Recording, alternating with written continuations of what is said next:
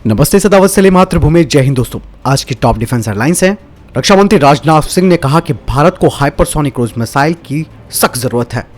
Ordnance factory board मेढक नए combat vehicles तैयार कर रहा है भारतीय सेना के लिए।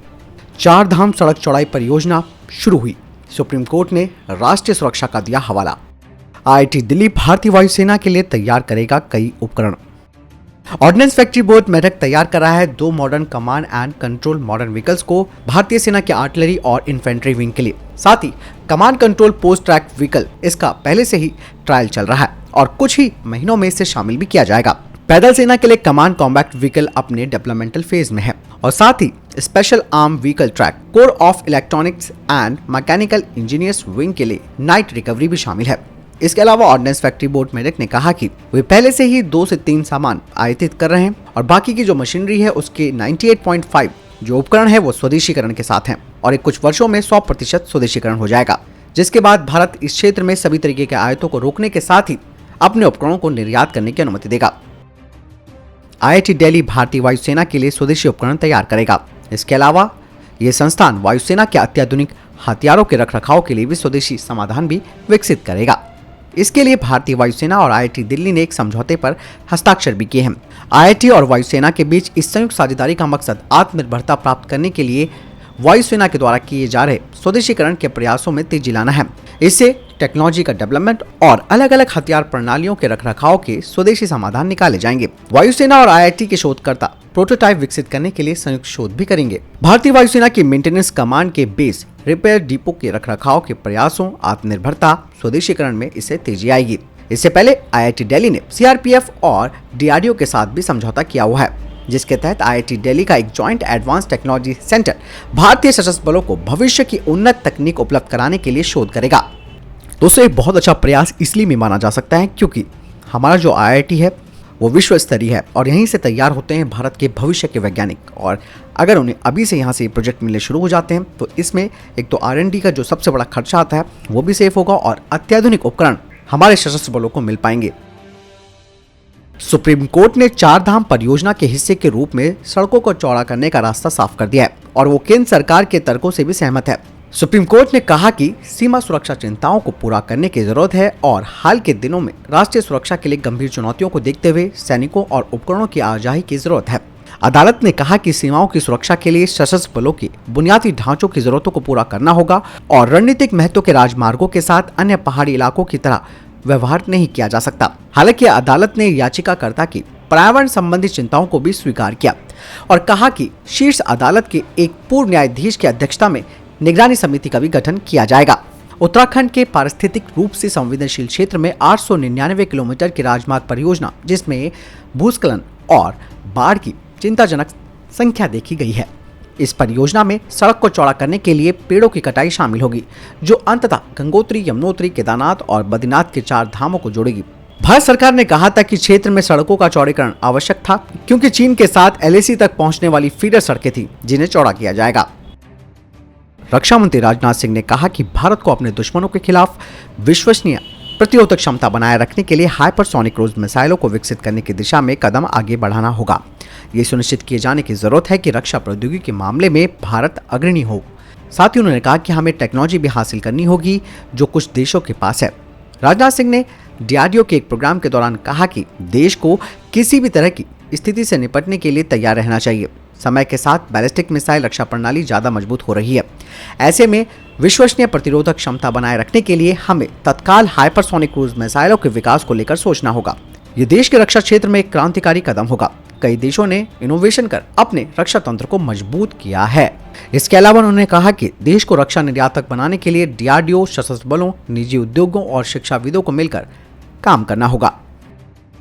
अमेरिका के विदेश मंत्री एंटनी ब्लिंकन ने कहा कि अमेरिका एशिया के अपने साझेदारों के साथ सैन्य और आर्थिक संबंधों का विस्तार करेगा ताकि चीन के हिंद प्रशांत क्षेत्र में बढ़ती आक्रामकता का मुकाबला किया जा सके। ब्लिंकन ने कहा कि राष्ट्रपति बाइडेन क्षेत्र में शांति और समृद्धि कायम रखने के लिए प्रतिबद्ध हैं और वो अमेरिका के गठबंधन को मजबूत कर नए साझेदार बनाकर और अमेरिका की सैन्य प्रतिस्पर्धा बढ़त को कायम कर उसे सुनिश्चित करेगा। फ्रांस के रक्षा मंत्री फ्लोरेंस पार्ले इस सप्ताह भारत आ सकते हैं और इस यात्रा का जो मेन एजेंडा होगा वो होगा समुद्री क्षेत्र में सहयोग करना।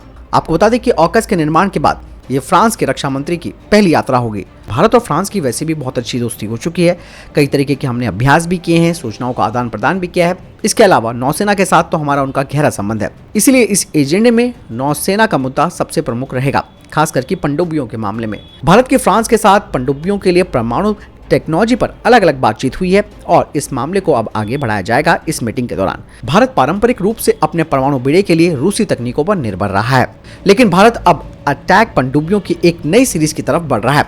इन पनडुब्बियों को मिशन पर शांत बनाए रखने के लिए अत्याधुनिक तकनीक तक पहुंच महत्वपूर्ण होगी। हालांकि ऑकस के बाद ये बात तो सबके सामने आ चुकी है कि कोई भी देश अपने विश्वसनीय भागीदारों को परमाणु पनडुब्बी टेक्नोलॉजी साझा कर सकता है और ऑलरेडी भारत का फ्रांस के साथ मजबूत संबंध है, तो ऐसे में ये डील भी आसानी से भारत और फ्रांस के बीच हो सकती है। फ्रांस भारत की P-75I के तहत 6 और पनडुब्बियों की आपूर्ति के लिए चल रही प्रतियोगिता का मुद्दा भी इस दौरान उठा सकता है। डीआरडीओ ने कल next generation long range missile based stand based torpedo delivery system को अपनी फुल रेंज यानी कि 650 किलोमीटर के साथ परीक्षण किया। डीआरडीओ का यह हथियार एक बहुत बड़ा गेम चेंजर होने वाला है। इसके पीछे की वजह यह है कि इस मिसाइल को ग्राउंड मोबाइल लॉन्चर और वॉरशिप से लॉन्च किया जा सकता है। ये मिसाइल लोअर एल्टीट्यूड में भी उड़ान भर सकती है और ये सिस्टम 2-वे डेटा लिंक के साथ वॉरशिप और P-8I मैरीटाइम एयरक्राफ्ट के साथ साथ सी गार्डियन यूएवी के साथ भी कम्युनिकेट कर सकता है, जिससे कि इसे दुश्मन की पनडुब्बी की एग्जैक्ट लोकेशन पता चल पाएगी और ये मिसाइल अपने दुश्मन के सबमरीन के निकट आने पर टॉर्पीडो को लॉन्च कर देगी और ये टॉर्पीडो अपनी होमिंग गाइडेंस सीकर का इस्तेमाल करते हुए दुश्मन की पनडुब्बियों को तबाह कर देगा और ये smart weapon long range stand of range में महत्वपूर्ण सुरक्षा मुहैया कराएगा और ये टेक्नोलॉजी एंटी सबमरीन वॉरफेयर की रणनीति को बदल देगी, खास करके लंबी दूरी के टारगेट्स के खिलाफ। और दुश्मन को आने वाली टॉर्पीडो का पता नहीं लग पाएगा और दुश्मन के पास बहुत कम टाइम बचेगा इसे काउंटर करने के लिए और इसीलिए इसे गेम चेंजर कहा जा रहा है। आईएनएस विशाखापट्टनम जो कि पहली P-15B डिस्ट्रॉयर है भारतीय नौसेना की, इसके लेआउट में पता चला है कि इस डिस्ट्रॉयर में स्टेबलाइज्ड रिमोट कंट्रोल गन जिसमें कि 12.7 mm गन को ऑप्टोमिक कैमरा और लेजर रेंज फाइंडर के साथ फिट किया गया है, जिसे कि ऑर्डिनेंस फैक्ट्री बोर्ड ने इजराइल के एल्बिट से ट्रांसफर ऑफ टेक्नोलॉजी के माध्यम से तैयार किया है और इससे स्टेबलाइज्ड रिमोट कंट्रोल गन की एक्यूरेसी बहुत ज्यादा सटीक हो जाती है और 25 इसी तरीके के रिमोट कंट्रोल गन्स को इंडियन नेवी को अब वो डिलीवर भी करेगा। हिंदुस्तान शिपयार्ड लिमिटेड के चेयरमैन ने कहा कि उनका शिपयार्ड भारतीय नौसेना के 5 फ्लीट सपोर्ट शिप्स की कंस्ट्रक्शन के लिए जो कॉन्ट्रैक्ट है उसे फाइनल करने जा रहा है और इस प्रोजेक्ट की लागत 22,000 करोड़ रुपए है और ये मार्च 2022 तक साइन कर लिया जाएगा। इसके अलावा हिंदुस्तान शिपयार्ड लिमिटेड ने कहा कि उसे इसके लिए 1,000 करोड़ रुपए का इन्वेस्टमेंट करना पड़ेगा, जिसमें कि इन 5 फ्लीट सपोर्ट शिप्स के निर्माण के लिए इंफ्रास्ट्रक्चर और मॉडर्नाइजेशन किया जाएगा।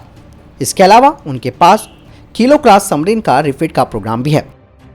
चाइना की तरफ से कुछ रिपोर्टें आ रही हैं कि अब China J-20 stealth fighter jet का बड़े स्तर पर प्रोडक्शन करेगा।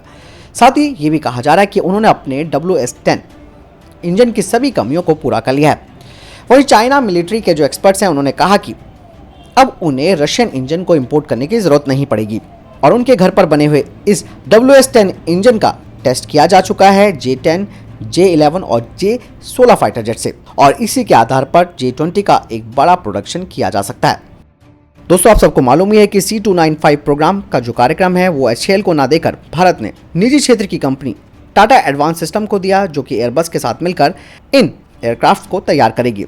हालांकि पहले ये योजना थी कि इस तरीके के मिलिट्री एयरक्राफ्ट को रशिया के साथ मिलकर बनाया जाएगा, जिसमें कि HAL शामिल होगी, जो कि AN-32 को बदलने के लिए किया जाना था। अब HAL ने कहा कि वे अब निजी भागीदारों के साथ मिलकर एरोस्पेस के क्षेत्र में अपनी बढ़ती हुई विश्वसनीयता और स्वदेशीकरण दक्षता के माध्यम से न केवल मिलिट्री ट्रांसपोर्ट एयरक्राफ्ट बना सकता है बल्कि नागरिक विमानों को भी तैयार कर सकता है।